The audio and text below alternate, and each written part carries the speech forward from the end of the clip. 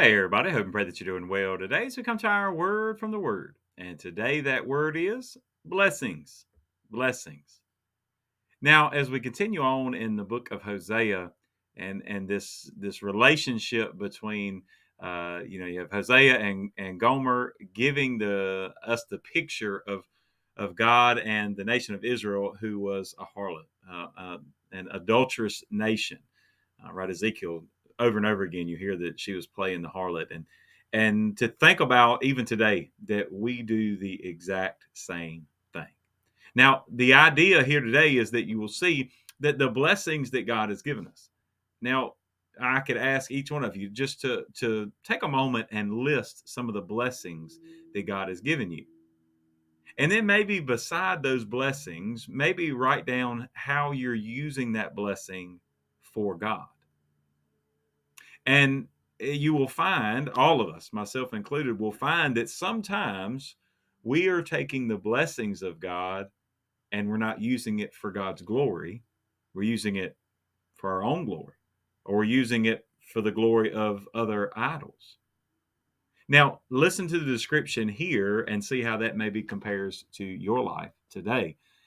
In Hosea chapter 2, looking at verses 4 through 8 today, I will not have mercy on her children, for they are the children of harlotry, for their mother has played the harlot.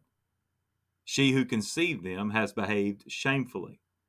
For she said, I will go after my lovers, who give me my bread and my water, my wool and my linen, my oil and my drink. Therefore, behold, I will hedge up your way with thorns, and wall her in, so that she cannot find her paths. She will chase her lovers, but not overtake them. Yes, she will seek them, but not find them. Then she will say, I will go and return to my first husband, for then it was better for me than now. For she did not know that I gave her grain, new wine, and oil, and multiplied her silver and gold, which they prepared for Baal. It's this picture that there was coming a time when Israel was going to realize that all their blessings did come from God, and they would turn and realize that, hey, I was chasing after these lovers, these other gods, these other nations. I was choosing and chasing after them because at the time I thought they were the ones that were providing for my needs. But he's saying that God is saying that there's going to come a time when Israel was going to realize they would come back to their first husband, God, and they would realize that he was the one that was preparing everything.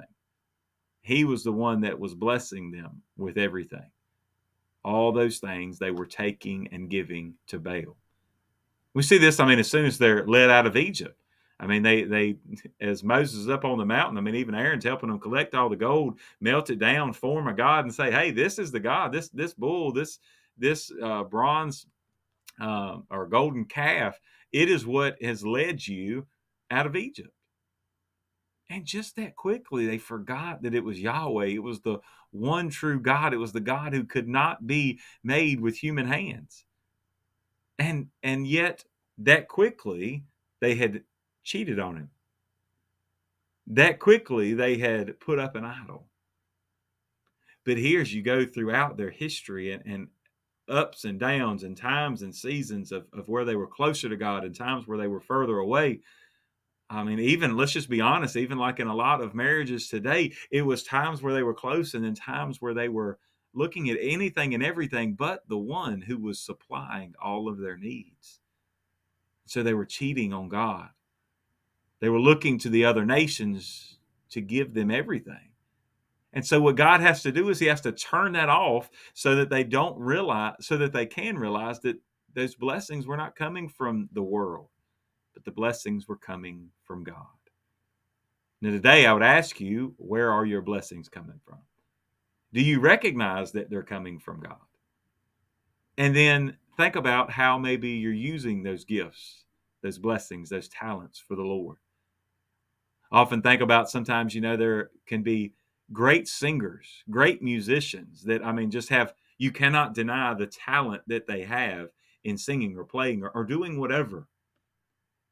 But when they choose to use it to glory in themselves or to glory in prestige and popularity, and they have no focus, not singing for the kingdom at all, not singing for the glory of the Lord, but singing about all the things in our culture would have them to sing about sex and drugs and parties, and that life is just a big game.